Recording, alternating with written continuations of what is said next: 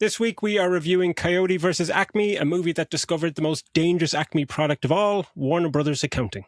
But is it any good? Let's find out. Hello and welcome to Middle Aged Geeks. I'm one of your hosts, Daz. That is Phil, and this week it is Coyote versus Acme, the new live-action animation comedy directed by Dave Green, and it brings one of Looney Tunes' most enduring losers to the fore and into the real world. On IMDb, the movie synopsis was this, which I thought was actually quite hilarious. A story set in the Acme warehouse, the manufacturer of anything and everything used by Looney Tune characters. Just like, who in their right mind wrote that one? Because that's not this movie at all. It's hilarious. The real synopsis is, after years of being blown up, flattened, electrocuted, and generally screwed over by Acme products, in his endless pursuit of the Roadrunner, Wile E. Coyote has finally had enough, and he decides to take on the Acme Corporation with the help of down on his luck billboard lawyer played by Will Forte. They take on the giant corporation and its ruthless attorney played gloriously by John Cena. Now, before I get your thoughts, Phil will just set up the brief lead up into this movie, which is, if anyone doesn't know, this is a movie that shouldn't exist at all. Warner Brothers made it. It was finished. It had been screened, apparently, to people, real people, and they liked it. And then Warner Brothers decided to just throw it in the fucking bin. Like, not just release it, not shelve it for a few years, or, you know, quietly dump it on streaming like loads of people do in February or something like that.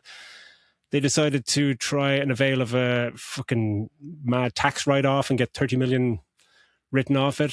There was public backlash, and a fantastic company, Ketchup Entertainment, jumped in and saved the day. And somehow it's made it to our screens. But the big question, was it actually worth it? So, Philly, what were your thoughts after seeing this one? It was totally worth it. I thought this was an absolute joy. And I love the irony of the fact that this, you know, the plot really of this is Wile E. Coyote taking on this big mega corporation, and the fact that, as you said, Daz, it's the underdog is this small studio trying to get this thing made against this unfeeling mega corporation.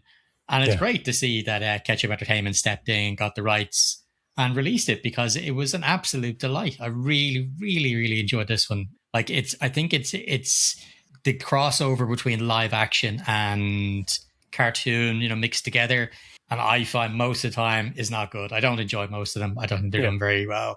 But for me, this one really hits that balance. Like, if you think of, say, even the Space Jam, like there's the original Space Jam, like there's way too much. You know, I mean, everybody has to get their part. You're shoehorning in people left, right, and center to get these kind of cameos. I feel they kept the cameos really restrained and keeping your focus more on Will Forte and obviously Wile E. Coyote, which I really, really appreciated. Also, I mean, who doesn't love the Wile E. Coyote as a character? Obviously, to get this much emotion out of somebody who doesn't talk, you know, okay, obviously he holds up a few signs, and I love that he has a sign that says the amount of signs I have is limited. I loved it. I felt the connection between Will Forte and this fucking cartoon drawn character, I loved it. I loved the cartooniness of John Cena's performance as the big bad lawyer for the other side, and it was just, I was smiling so much to it. There's some really like proper laugh out loud moments, some dark stuff in there as well. I thought it was an absolute joy. I mean, a little bit of issues here and there with the pacing in the second act, but I mean, apart from that, I just thought it was wonderful. I'm delighted this got released. What about you? 100% on board with you there. I fucking loved this movie. I loved it. I've only out of it about an hour ago, and I've just had a smile on my face ever since. I thought it was hilarious. It's genius, clever. The premise is brilliant. I know it's based on a 90s New Yorker thing, little kind of sketch. But like, it's just the premise is brilliant, and the performances are absolutely magic. And you touching it there, the balance, like it's the perfect balance of that kind of Looney Tunes kind of slapstick comedy, you know, pianos falling on cars and all that kind of stuff, but then there's modern comedy thrown in there. Performances balance that out. There's kind of its courtroom drama, there's courtroom satire, there's corporate satire, and it never falters under the weight or never collapses under the weight of all those things. And that's kind of just masterful filmmaking to just balance all of those things at once, because it's very easily when you watch a movie like this could just lean too much into one thing and just it could all fall apart completely. And especially I think with a concept like that, where, you know, Coyote and Roadrunner, we've been watching that for decades and decades, and Looney Tunes itself has almost been around for like 90, almost 100 years, like back since the 30s. Yeah. So like, but especially the Roadrunner and Coyote being kind of short form comedy premise, you know, it's just like Coyote wants Roadrunner, gets an Acme product, elaborate plan, everything goes to shit, and that works brilliantly for 5, 6, 7 minutes. But can you drag that out for 100 minutes? Like, that's the challenge, and the answer is just like fucking yes. It's brilliant, because, and we'll get into performances, like the fact that it's a buddy movie, where Will Forte his character is acting brilliantly in scenes with Coyote, but the Coyote's A is not there, B can't speak, so there's not even dialogue to go off. So it's like, what an acting challenge that is. It must have been terrifying and exhilarating to try and pull that off. But I thought he was absolutely magnificent. Just pulls it off like absolutely completely. I thought in this, though, like some of the serious roles he's playing, or serious parts in this, I thought he was absolutely nailing them, because he's coming up against, you know, John Cena, who is this guy who went to law school with, who's this massive, successful head of Acme, and he's basically just going in and getting just small little settlements. That's what we're about. We settle. We're just, you know, a rundown Saul Goodman kind of, you know what I mean? Just and I just thought he was fantastic. I loved that seamlessness of how they bled the cartoon world into our real world. Like it's just a thing that tunes exist, like in Roger Rabbit. Whereas in Space Jam, they're like, holy shit, what the hell's after happening? We're after getting pulled into a Looney Tunes world. Yeah. And with this was, you know, that I think that they've got that balance really well. And I love the performance. I love the kind of over enthusiasm of Lana Condor. Am I getting her name right? Is that right? Lana Condor, yeah. She's brilliant. Yeah, I thought she was great. Like I literally watched her the day before in a terrible movie with Catherine Newton, like a shark movie, so bad. But I thought she was great. She just kind of plays off him, because she's got all the enthusiasm of the straight out of law school, all these ideas, and he's the beaten down kind of, you know, just living in a motel and just down on his luck kind of thing. I love the juxtaposition between the two of them. No, I don't think I've an issue with any of the performances at all in it. I thought they were all great. What did you think of Lana Condor in this? Oh, she's great. She's got that lovely enthusiasm, and that balances perfectly with Avery's with that whole sorry, say that again. What was it? Yep. No, I thought she was brilliant. She's just a natural, youthful and enthusiastic nature to her that just balances perfectly against Avery, and she gives the movie another perspective. She's got such a youthful, enthusiastic nature to her. She gets more of the more grounded material, but she has enough comic timing, I think, to fit comfortably into this completely bonkers world. It's not the showiest of roles, but she's so effective, and she's just kind of warm and likable, and provides a nice grounded kind of counterpoint, I guess, to the craziness happening around her. She works really well with Will, and she's in it a lot more than I thought she would be, and I'm delighted that she was in it a lot more, because at times it's almost like a three-hander with her, Will, and Coyote. And when she's playing against Avery, like there's a natural kind of awkwardness and to Avery, and he's kind of downplaying the comedy without pushing it too much. So it's not there's not as much slapstick to their performances. You know, slapstick nature is everything that's kind of happened them around them and the world that they're living in. I loved that was kind of played down. Never seemed like it was looking for laughs in their performances, that just elevates it up another rung up the ladder. Because like when you think about the comedy, like there's, you've got Coyote in this, but there's a sadness kind of underneath the comedy with him, where it's like even just the setup and the start of it, where you're like, you really know what you're in for when they paint his whole just the sadness of him living in a cave, and he spent his whole entire life doing the same thing, and the blueprints and the failed inventions and stuff, and it was just so much more layered than I actually thought it was going to be. I loved just the characters, the premise, everything about it. I just thought it was brilliant. But John Cena, I think he's perfectly cast, absolutely perfectly cast at this comic book villain who's kind of smarmy corporate.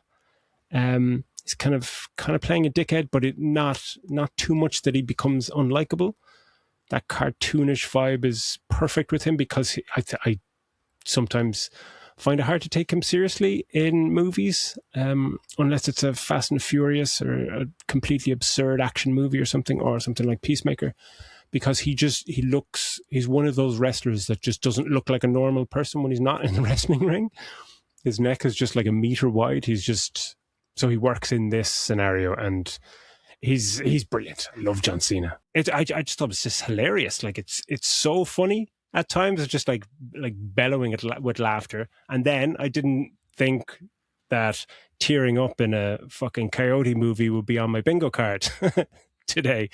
And there's just, we won't go into spoilers, but there's a scene with Roadrunner and Coyote, and like they don't speak and there's no words, and it's just 20-second little scene, and I was just like, oh my God, you realize how much history you have with these characters. That I was just like, I was fucking balling. I was just like, wow, that's movie hits you on so many different levels. Many different levels. I agree with that. But with regards to the levels, I think you've got your very surface level Coyote goes splat, and I like when he's showing his examples to Will Forte of all the different ways. Like, look, this place, like, hey, you couldn't keep failing. He's like, right, and he just keeps falling off the cliff and keeps showing us. But you've got that kind of side of it. But then the whole reason that they start uncovering what's going on with the Acme Corporation and how deep it goes. Like that stuff gets deep and dark, and it's I love that as well. I love that adds that extra layer, because you could have kept it as just, like you said, slapstick, and they keep going until whatever happy ending they get. But it's much more complicated than that, and much deeper, and because of that, it's much more rewarding to watch. So I'm not really sure if I had too many beefs while I was watching it. Like, I think that you could have gone over the top, because I think it's PG-13. Maybe you could have joked a little bit, gone a bit more with it. But I think I prefer this way. I think maybe it kind of appeals to more people with the way they kept it. I think James Gunn, I wonder if he had a hand maybe in getting John Cena in this movie, because James Gunn came and did some of the writing and producing on this. Like, I think he co-wrote the outline for the original story, and then he was a producer. So I do wonder if maybe he was one of those people who got it in, but it got him in. But this is a movie for everyone. When we talked last week about End of Oak Street being one of, we enjoyed it, like we both enjoyed it, but for me, I just wasn't sure who. Is it for horror fans? Is it for is it for people who want that 80s nostalgia? It's a bit surfing that weird middle line, whereas I found this one is for everybody. Everybody should see this. Bring your kids. Adults will love it. Kids will love it. When people talk about, why does it have to be good? It's a kids movie. Well, this is one where everybody can go enjoy it. Yes, it's got cartoons and shit in it, but it's just, hit the nail on the head. I absolutely loved it. Yeah, no, you're right. And I would bring my daughter to see this 100%, because it's this nice message as well. It's just like, he keeps trying, he keeps failing, he keeps getting hurt, he gets back up, and you're kind of going, that's kind of a nice message, perseverance, but it doesn't get too preachy. And that's the crucial thing, because you never get like, oh, no, kids, today's lesson is perseverance. It's kind of like, it's a lovely message, but instead of a preachy piece of script, you get Porky Pig saying something, someone gets hit by a piano, and you're going, yeah. And that's why it fucking works. Like, I think it's the Porky Pig part when he shows up. Well, I won't go into it too much. When he shows up to be the muse or whatever for the painting, that was absolutely pantsless paint. Oh God, yeah. There's so many jokes. There's so much for everyone, I think, in this movie. And depending on your range and your love of Looney Tunes, how deep it goes, I'm sure there's stuff in the background that I didn't get that people would be fucking going, I'm sure that's on repeat viewings as I think jokes going deeper.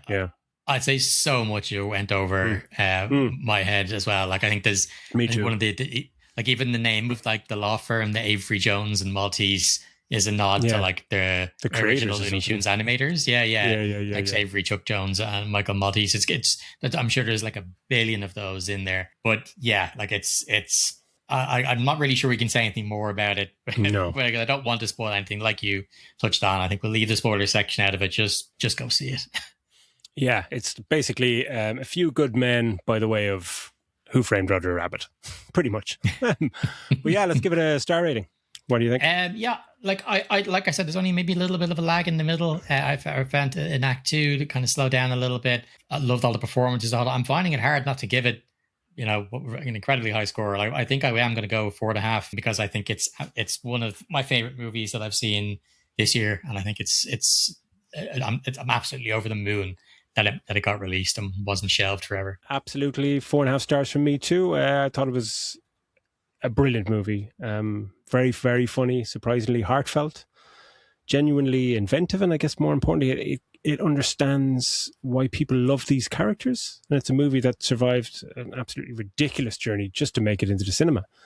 And after everything it's been through, I'm just delighted that we finally got to see it because I thought it was fantastic. So go see it in the cinema as soon as you can. 100%. Let's prove these Warner Brothers accounting dickheads wrong. Okay, so that's the end of this week's movie review. Thank you for liking, subscribing, sharing, and everything in between. And we will be back next week with another movie. Catch you later. Big F. Yeah, Big F. That's all, folks.